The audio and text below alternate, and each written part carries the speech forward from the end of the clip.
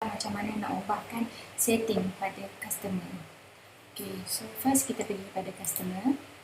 So kita add customer.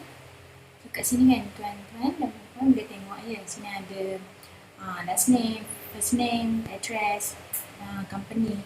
So certain customer tu datang dia personal, so dia tak ada company. Saya nak ubah benda ini. So kita pergi pada general setting. Kita pergi pada mandatory field. So dekat sini contohlah tuan tu tak nak ubah, tak nak letak pun city mana, state mana, zip mana, email. Okay, just address je. Tak nak pun address. Okay, ambil. So, customer. Okay, nama dia.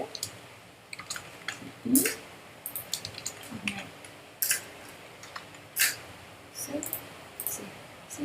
Boleh save. Contohlah tadi saya nak ubah balik, nak letak, nak wajibkan ada alamat. Okay. So kita dari sini.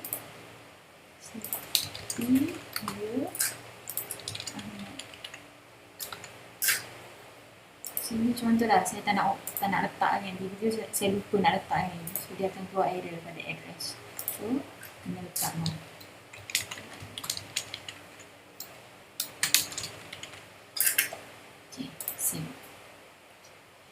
Itu saja.